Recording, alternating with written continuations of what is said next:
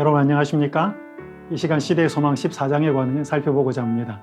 14장의 제목은 우리가 메시아를 만났다입니다. 성경 본문은 요한복음 1장 19절에서 51절입니다. 이런 말이 있습니다. 사랑과 기침은 감출 수 없다. 아무리 작은 기침도 아무리 작은 사랑도. 기침이 나올 때 참기가 쉽지 않습니다. 사랑도 이와 비슷합니다. 사랑에 빠진 사람은 뭔가 표가 납니다. 예수님과 사랑에 빠진 사람도 비슷합니다. 반드시 예수님을 드러내게 되어 있습니다. 심레온의 제자였던 안드레와 요한이 예수님의 제자가 되었습니다. 나다나엘도 예수님의 제자가 되었습니다. 그들이 어떻게 예수님의 제자가 되었을까요? 안드레와 요한은 먼저 침례 요한의 증언을 듣고 후에 직접 예수님을 찾아가 그분의 말씀을 들었습니다. 나다나엘은 빌립의 증언을 듣고 후에 직접 예수님을 찾아가 그분의 말씀을 들었습니다. 그들의 공통점은 먼저 다른 사람의 증언을 들었고 이후에 직접 예수님을 찾아가서 그분의 말씀을 들었다는 것입니다. 요한복음 1장 29절과 35절, 36절은 이렇게 말씀합니다. 이튿날 요한이 예수께서 자기에게 나아오심을 보고 이르되 보라, 세상 죄를 지고 가는 하나님의 어린 양이로다. 또 이튿날 요한이 자기 제자 중 두 사람과 함께 섰다가 예수께서 거니심을 보고 말하되 보라, 하나님의 어린 양이로다. 침례 요한이 요단강에서 기별을 전할 때 예수님께서 무리 가운데로 오셨습니다. 그는 예수님을 가리키며 보라, 세상 죄를 지고 가는 하나님의 어린 양이로다 라고 선언하였습니다. 그때 사람들이 예수님을 쳐다보았지만 메시아 같지 않았습니다. 그분은 자신들과 비슷한 옷을 입고 있었습니다. 그분의 얼굴은 매우 수척해 보였습니다. 얼마 전에 광야에서 사탄에게 극심한 시험을 받았기 때문입니다. 예수님은 그들이 기대한 메시아의 모습이 아니었습니다. 하지만 침례 요한은 그 다음 날에도 그분을 가리키면서 보라, 하나님의 어린 양이로다 라고 또 선포하였습니다. 르네상스 시대에 이탈리아 정치 철학자였던 마키아벨리가 이런 말을 했습니다. 사람은 실제보다 외모로 판단한다. 누구나 눈을 갖고 있지만 통찰력을 가진 사람은 드물다. 당시 요단강에 모여있던 군중들이 그랬습니다. 그들에게 눈은 있었지만 영적인 통찰력은 없었습니다. 그러나 침례 요한은 달랐습니다. 시대 소망 137페이지에는 이렇게 기록되어 있습니다. 지금은 창백하고 쇠약하고 여위어서 선지자 요한만이 그분을 알아보았다.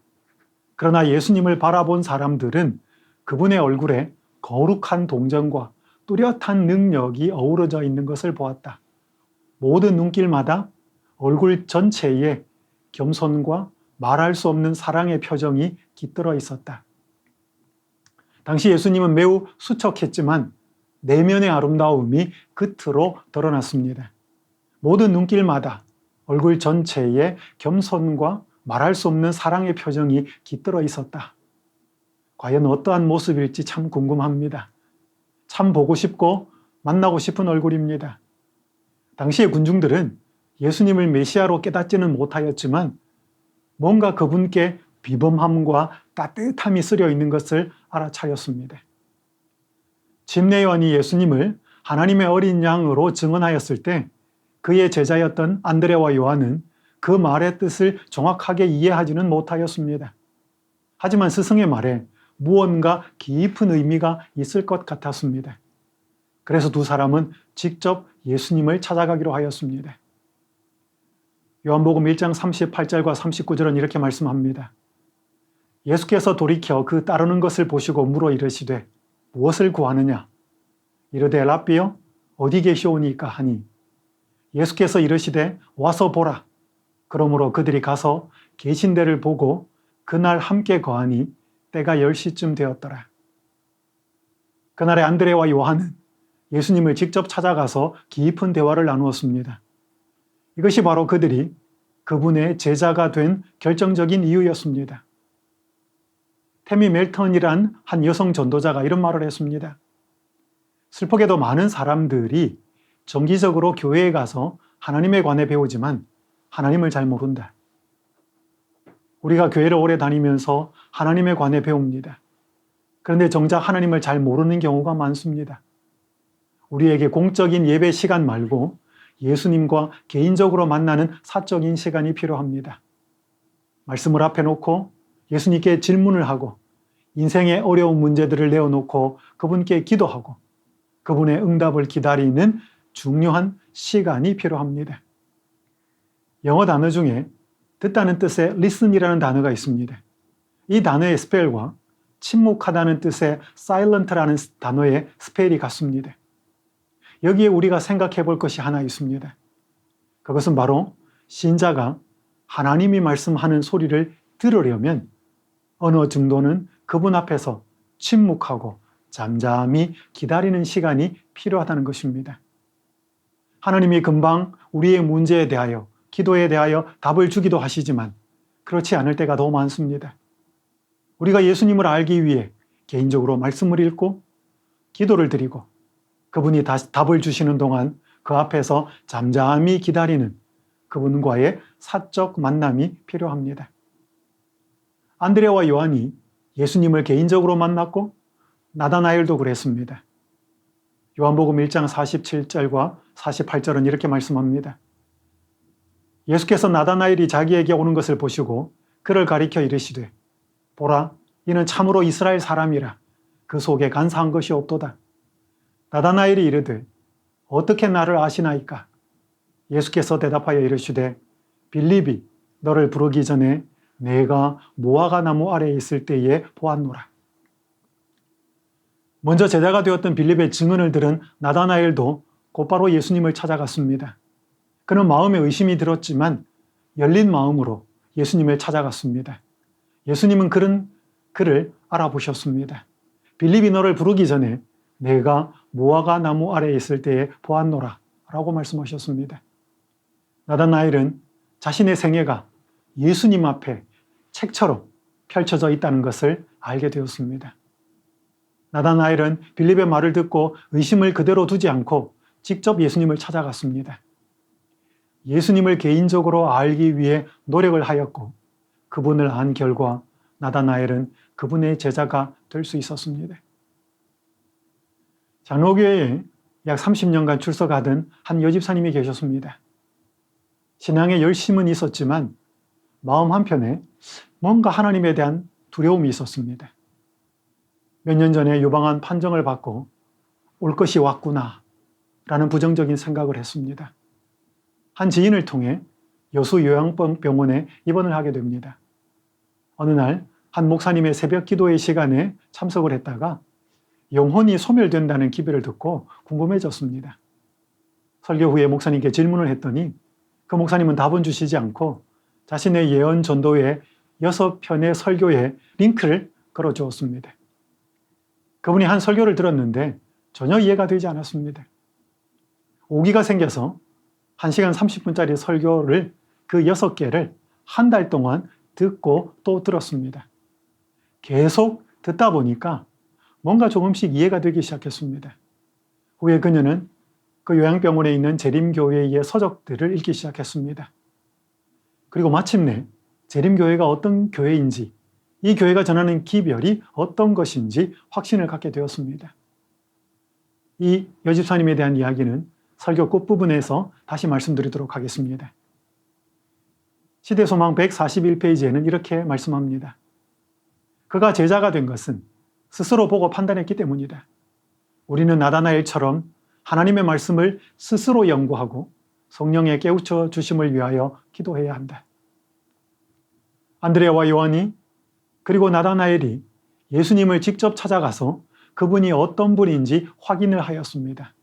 마치 베레아 사람이 바울의 설교를 듣고 나서 그것이 진리인지 아닌지 날마다 성경을 연구했던 것처럼 말입니다.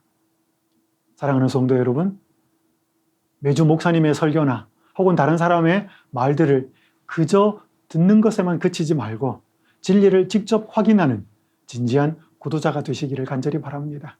그때 우리는 예수님이 누구이신지를 알게 되고 그분의 참 제자가 될 수 있습니다. 안드레가 예수님을 메시아로 깨닫게 되자 그는 곧장 형제인 베드로를 찾아갔습니다. 요한복음 1장 41절과 42절은 이렇게 말씀합니다. 그가 먼저 자기의 형제 시몬을 찾아 말하되 우리가 메시아를 만났다 하고 데리고 예수께로 오니. 여기 먼저란 단어가 나오는데 이것은 처음으로라는 뜻도 가지고 있습니다. 안드레가 예수님을 만나고 나서 다른 할 일도 있었지만 먼저 혹은 처음으로 형제 시몬에게 달려가서 자신이 메시아를 만났다고 고백을 하였습니다. 그리고 그를 예수님께 데리고 갔습니다. 빌립도 동일한 일을 하였습니다. 요한복음 1장 45절과 46절은 이렇게 말씀합니다. 빌립이 나다나엘을 찾아 이르되 모세가 율법에 기록하였고 여러 선지자가 기록한 그 일을 우리가 만났으니 요셉의 아들 나사렛 예수니라. 나다나엘이 이르되 나사렛에서 무슨 선한 것이 날 수 있느냐? 빌립이 이르되 와서 보라 하니라. 빌립이 예수님을 따른 후에 한 동네 사람, 아마 두 사람은 친구였을 것입니다. 그 한 동네 사람 나다나엘에게 가서 자신이 구약에 기록된 메시아를 만났다고 말하였습니다. 그러자 나다나엘이 나사렛에 대한 편견을 보였습니다. 그러자 빌립은 확신 있게 와서 보라 라고 설득하였습니다. 우리는 뭔가 좋은 것이 있으면 사람들에게 소개를 합니다. 멋진 장소에 가보았거나 맛있는 음식을 먹었을 때 그렇습니다. 예수님에 관한 경험도 마찬가지입니다. 시대소망 141페이지에는 이렇게 말씀합니다. 사람이 회개하면 즉시로 예수가 자기의 귀중한 친구가 되었다는 사실에 남에게 알려주고 싶은 욕망이 마음속에 생긴다. 구원하며 성화시키는 진리는 마음속에 가두어 놓을 수 없다. 우리가 예수님을 만난 기쁨이 있을 때 곧바로 주변 사람에게 알리게 됩니다. 또 시대소망 141페이지, 142페이지에는 이렇게 말씀합니다. 영혼을 그리스도께로 인도하는 가장 효과적인 방법 가운데 하나는 우리의 일상생활에서 그리스도의 품성을 실증하는 것이다. 쉽게 말하면 예수님을 소개하는 가장 좋은 방법은 바로 자기 자신이 만난 참 좋으신 예수님을 아름답게 변화된 삶과 함께 간증을 하는 것입니다. 이런 일이 오늘날 재림 신자에게 더 많이 요구되고 있습니다. 왜냐하면 우리의 주변에서 이러한 노력을 기울이지 않아서 죽어가는 영혼이 참으로 많기 때문에 그렇습니다. 조금 전에 말씀드렸던 암에 걸린 후에 진리를 발견한 한 여집사님에 관한 이야기를 더 말씀드리도록 하겠습니다. 그녀는 진리를 찾은 후에 완전히 삶이 달라졌습니다. 요양원에 가서 처음 몇 개월간은 자신이 어떻게 하면 암에서 나을까를 고민했다면 이후에 몇 개월은 다른 암 환자들에게 어떻게 자신이 예수님을 잘 소개할 수 있을까? 그 부분이 되었습니다. 암 환자 중에는 그곳에 오기 전에 뉴스타트에 관해서 많이 알고 온 사람들이 있었습니다. 물은 언제 마시고 채소는 어떻게 먹어야 하고 그런 것들은 자세히 잘 알고 있었지만 정작 마지막 부분 T, 중요한 하나님을 신뢰하는 법은 그들이 모르고 있었습니다. 그래서 그 여집사님은 그들을 섬기면서 친구가 되었습니다. 그리고 최선을 다해서 예수님을 소개하기 시작했습니다. 병원 직원들에게 마음을 열지 않았던 많은 암 환자들이 같은 암 환자였던 그녀에게는 마음의 문을 열었습니다. 그녀가 시간만 나면 예수님을 증거하다가 한 간증에서 이렇게 자신의 삶을 고백하였습니다. 내 목표는 병에서 낫는 것이 아니라 마지막 순간까지 하나님의 영광을 위해서 사는 것입니다. 그녀가 어떻게 이렇게 아름답고 멋진 고백을 하게 되었을까요? 그것은 바로 예수님을 진심으로 만났고 사랑에 빠진 참 제자가 되었기 때문입니다. 남을 윤택하게 하는 자는 자기도 윤택해집니다. 비행기를 타고 여행을 하다 보면 높은 곳에서 땅을 내려다볼 기회가 있습니다. 그때에 사막이나 바위가 많은 땅에 물이 흘러가는 물줄기를 볼 수 있습니다. 그 물줄기 주변에는 반드시 나무와 풀들이 자라고 있는 것을 발견하게 됩니다. 물이 흘러가는 주변은 살아나게 되지요.